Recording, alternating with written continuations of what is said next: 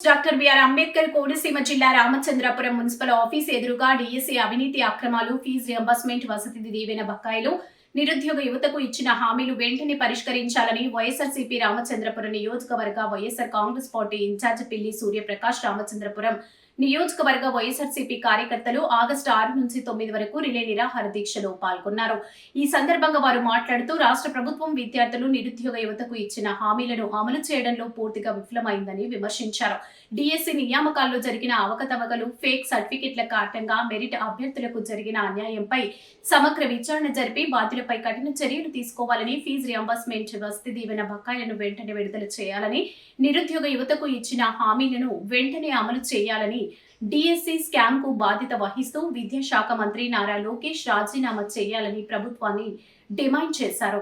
అలాగే August 10న YSR Congress party కార్యాలయం నుండి రాజ్గోపాల్ సెంటర్ వరకు నిర్వహించే భారీ ర్యాలీని విజయవంతం చేయాలని పిలుపునిచ్చారు. ప్రజాస్వామ్యబద్ధంగా చేపట్టనున్న ఈ ఆందోళన కార్యక్రమాల్లో ప్రతి ఒక్కరూ పాల్గొని విజయవంతం చేయాలని కోరారు. ఈ కార్యక్రమంలో వైఎస్ఆర్సీపీ పట్టణ అధ్యక్షులు గాదంశెట్టి శ్రీధర్, వైఎస్ఆర్సీపీ అధికార ప్రతినిధి పెంబిరెడ్డి మురళీకృష్ణ, పోలినాటి ప్రసాద్, బంగారు బాబు, మందపల్లి చిట్టిబాబు, జడ్పీటీసీలు, ఎంపీటీసీలు, మాజీ మున్సిపల్ చైర్మన్ గాదంశెట్టి శ్రీదేవి, మాజీ సర్పంచ్లు అధిక సంఖ్యలో కార్యకర్తలు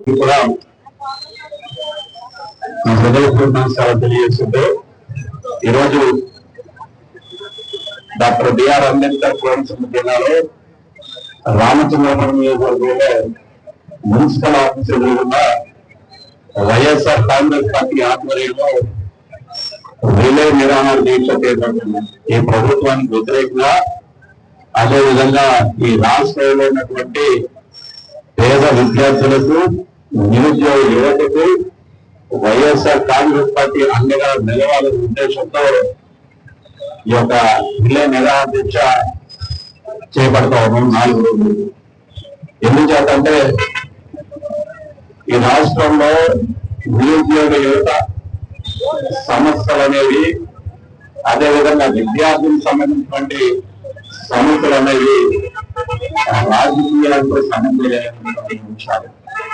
ఇది లక్షలాది మంది కుటుంబాలకి ముడిపడుతున్నటువంటి అంశాలు కనుకనే ఖచ్చితంగా ఈ ప్రభుత్వం దిగి వచ్చేంత వరకు వైఎస్ఆర్ కాంగ్రెస్ పార్టీ వారికి అండగా నిలుస్తారని వారికి అండగా ప్రభుత్వం వ్యతిరేకంగా పోరాటం ఈ సందర్భంగా మనం చేసుకోవాలి. ఎందుచేతంటే ఎన్నికల ముందు ఈ రాష్ట్రంలో ఉన్నటువంటి నిరుద్యోగ యువతకు కానీ, విద్యార్థులకు కానీ అనేక రకాలుగా హామీలు ఇచ్చారు. కూటమి ప్రభుత్వం నారా చంద్రబాబు నాయుడు గారు కానీ, ఉప ముఖ్యమంత్రిగా ఉన్నటువంటి పవన్ కళ్యాణ్ గారు కానీ, ప్రస్తుతం విద్యాశాఖ నిర్వహిస్తున్నటువంటి నారా లోకేష్ గారు కానీ అనేక రకాలుగా హామీలు ఇవ్వడం జరిగింది. తీరా అధికారంలోకి వచ్చిన తర్వాత మరి ఆ హామీలన్నీ అమలు చేశారా లేదా అనేది మనం ఒకసారి మాట్లాడుకుంటే, ఆ హామీలు కూడా పూర్తి కూడా అమలు చేయకుండా అధికారంలోకి వచ్చి 2 సంవత్సరాలు గడుస్తున్నప్పటికీ కూడా నిట్ట నిలువున రాష్ట్రంలో ఉన్నటువంటి నిరుద్యోగ యువతని, విద్యార్థులు మోసం చేయడమే కాకుండా ఏదో అంతా పారదర్శకంగా నిర్వహిస్తున్నాం, అన్ని బకాయిలు చెల్లిస్తున్నాం అని చెప్తుండే నారా చంద్రబాబు నాయుడు గారు ప్రభుత్వం. అవన్నీ కూడా ఆధారాలతో సహా ఈరోజు రాష్ట్ర ప్రజలను పెట్టడానికి నిరాహార కార్యక్రమం చేపడుతున్నాం. అంతేకాకుండా తక్షణమే ఈ యొక్క బాధ్యతలు పూర్తిగా వైఫల్యం చెందినటువంటి విద్యాశాఖ మంత్రి నారా లోకేష్ గారిని బాధ్యత వహిస్తూ రాజీనామా చేయాలని డిమాండ్తో ఈ యొక్క నిరాహార దీక్ష కొనసాగుతున్నాం. ఎన్నికల ముందు మొట్టమొదటిగా అంశం తీసుకుంటే ఈ రాష్ట్రంలో విద్యార్థులకు ఫీజు రియంబర్స్మెంట్ మేము అధికారంలోకి వచ్చిన తర్వాత పూర్తిగా చెల్లిస్తామని చెప్పిన ప్రభుత్వం ఈరోజు ఇంచుమించు 13 ట్రైమాసికల్ దాటినప్పటికీ ఎంత పెండింగ్ ఉందయ్యా అంటే 9,000 కోట్లు ఈరోజు రాష్ట్రంలో ఫీజు రియంబర్స్మెంట్ కింద విద్యార్థులకు బకాయిలు పెండింగ్ ఉన్నాయి. అదేవిధంగా ఈరోజు వసతి దీవెన కింద విద్యార్థులు ఏవైతే హాస్టల్ సంబంధించి ఉన్నాయో, మెయింటెనెన్స్ సంబంధించి వసతి దీవెన కింద ఈరోజు 3,300 కోట్లు అంటే ఇంచుమించు 9,000 కోట్లేమో ఫీజు రియంబర్స్మెంట్ కింద, 3,300 కోట్లేమో వసతి దీవెన కింద ఇంచుమించు 12,000 కోట్లు ఫీజు రీయింబర్స్మెంట్ కానీ వసతి దీవెన కింద కానీ విద్యార్థులకి, రాష్ట్రంలో ఉన్న విద్యార్థులకి రాష్ట్ర ప్రభుత్వం బకాయిలు పెండింగ్ పడి ఉన్నాయి. మరి ఈరోజు ఏ కాలేజ్ యాజమాన్యాల దగ్గరికి వెళ్ళినా ఏదైతే ఎడ్యుకేషన్ పూర్తయి బయటకు వచ్చినటువంటి విద్యార్థులు ఎవరైతే ఉన్నారో వారికి కాలేజ్ యాజమాన్యాలు సర్టిఫికేట్లు ఇవ్వట్లేదు. ఎందుచేత అంటే ఫీజు రీయింబర్స్మెంట్ బకాయిలు పెద్దలు తీసుకొచ్చి వారి చేత కట్టించిందని వారికి సర్టిఫికేట్లు ఇవ్వట్లేదు. మరో పక్కేమో ఏదైతే పరీక్షకి రాయడానికి సిద్ధంగా ఉన్నటువంటి విద్యార్థులకేమో హాల్ టికెట్లు ఇవ్వడానికి నిరాకరిస్తున్నాయి కాలేజ్ యాజమాన్యాలు. ఈ రెండు కూడా బకాయిలు పెండింగ్ ఉన్నాయి. మరి పేద విద్యార్థులు ఎవరికి మొదలుపెట్టుకోవాలి? మరి నారా చంద్రబాబు నాయుడు గారు మరి మేము పేదలకు ఎంత చేస్తాం అని చెప్తున్నటువంటి నారా లోకేష్ గారు, మరి పవన్ కళ్యాణ్ గారు ఎక్కడ పోయారు? 2 సంవత్సరాల నుంచి మరి రాష్ట్రంలో ఉన్నటువంటి పేద విద్యార్థులను ఆదుకోవడం అనేది మీ బాధ్యత కాదా? విద్యాశాఖ మంత్రిగా ఉన్నటువంటి నారా లోకేష్ గారి బాధ్యత కాదా? మరి పైకి అన్ని కబుర్లు చెప్తున్నటువంటి నారా లోకేష్ గారు వాస్తవంగా మీరు వివరాలు బహిర్గతం చేయండి.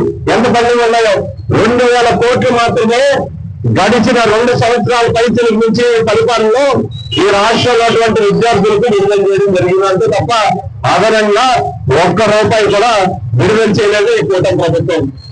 అంటే ఇంచుమించు 70% పైగా ఉన్నటువంటి విద్యార్థులందరూ కూడా ఈరోజు రోడ్డుకు పడినట్టు వాస్తవం కాదా అని మేము అనుకున్నాం. అంతేకాకుండా ఈరోజు మెగా డిఎస్సీ అన్నారు. మీ ఎన్నికల ముందు మెగా డిఎస్సీని పారదర్శకంగా నిర్వహిస్తా ఉన్నారు. ఈ రాష్ట్రంలో ఉన్నటువంటి నిరుద్యోగ యువతకు ఉద్యోగాలు కల్పిస్తాం, 20 ఉద్యోగాలు, లేదా ప్రతి నెల ₹3,000 నిరుద్యోగ భృతి అని చెప్పినటువంటి నారా చంద్రబాబు నాయుడు గారు, నారా లోకేష్ గారు మరి అధికారంలోకి వచ్చిన తర్వాత మీరు నిరుద్యోగ భృతి ఏమైంది? ఈ రాష్ట్రంలో ఉన్నటువంటి నిరుద్యోగులకు భ్రాంతిగానే మిగిలిపోయిందనేది వాస్తవం కాదా అని మేము అడుగుతా ఉన్నాం. ఈరోజు నిరుద్యోగ భృతి కింద ₹3,000 తీసుకుంటే 2 సంవత్సరాలు పైమాట ఉన్నటువంటి వీరి పాలనలో ఇంచుమించు 1,00,000 కోట్ల పైమాట ఈరోజు ఈ రాష్ట్రంలో నిరుద్యోగులకు అందాల్సి ఉంది. మరి ఏమని చెప్తారు? అదెక్కడ పోయింది నిరుద్యోగ భృతి? మెగా డిఎస్సీ అని చెప్పి 20 లక్షల ఉద్యోగాలు కల్పిస్తామని చెప్పి 16,000 పోస్టులు తీసి అందులో కూడా స్కామ్ తరలేపారు. అత్యంత పారదర్శకంగా ప్రశ్నాపత్రం తయారీలో ఉండాల్సిన మెగా డిఎస్సీ ప్రశ్నపత్రం ఈరోజు ఒక అవుట్ సోర్సింగ్ ఉద్యోగికి ఆ రోజు దాంట్లో ప్రశ్నాపత్రం తయారీలో భాగస్వామ్యం కల్పించారు. అదే అవుట్ సోర్సింగ్ ఉద్యోగికి డిఎస్సీ రిజల్ట్స్ బయటకు వచ్చిన తర్వాత టాప్ ర్యాంకర్ గా ఈ రోజు నారా లోకేష్ గారు, విద్యాశాఖ మంత్రిగా ఉన్నటువంటి నారా లోకేష్ గారు నిర్వహించినటువంటి డిఎస్సీలో ఈరోజు టాప్ ర్యాంకర్ గా నిలవడం జరిగింది. వైఎస్ఆర్ కాంగ్రెస్ పార్టీ అధ్యక్షుడు జగన్మోహన్ రెడ్డి గారి ప్రశ్న ఆ యొక్క క్యాండిడేట్ వివరాలన్నీ కూడా పూర్తిగా తీసివేయడం జరిగింది. మరి ఇది డిఎస్సీలో జరిగినటువంటి స్కామ్ కాదా అని మేము అడుగుతా ఉన్నాం. ఈరోజు మెరిట్ లిస్ట్ ఆధారంగా డిఎస్సీలో ఎవరైతే సెలెక్ట్ అయ్యారో విద్యార్థులు వారి యొక్క వివరాలు మెరిట్ లిస్ట్ ఆధారంగా, రోస్టర్ ఆధారంగా అన్ని జిల్లా కలెక్టరేట్లు మీ వివరాలు పెట్టాల్సిన బాధ్యత కూటమి ప్రభుత్వం కాదా? నారా చంద్రబాబు నాయుడు గారి బాధ్యత కాదా అని మేము అడుగుతాం. మరి ఇంత చేశారే, ఈ రాష్ట్రంలో నిరుద్యోగ యువతకు ఉద్యోగాలు కల్పిస్తా అన్నారే, మరి కేంద్ర గణాంకాల ప్రకారం మరి ఈరోజు గత ప్రభుత్వానికి ఈ ప్రభుత్వానికి మరి నిరుద్యోగ యువత శాతం ఎంత పెరిగిందంటే ఈరోజు గతంలో 5.9% నిరుద్యోగులు ఉంటే ఈరోజు 6.2% ఈ కూటమి పాలనలో నిరుద్యోగ యువత పెరిగింది. మరి ఈరోజు పక్కనేమో నిరుద్యోగ యువత ఉద్యోగాలు కల్పిస్తా ఉన్నారు. ఒక్కొక్క ఉద్యోగము 15 నుంచి 20 లక్షల రూపాయలకి ఈ రోజు నారా లోకేష్ గారు అమ్ముకున్నారనేది వాస్తవం కాదా అని అడుగుతా ఉన్నాం. స్పోర్ట్స్ కోటా అని చెప్పారు. స్పోర్ట్స్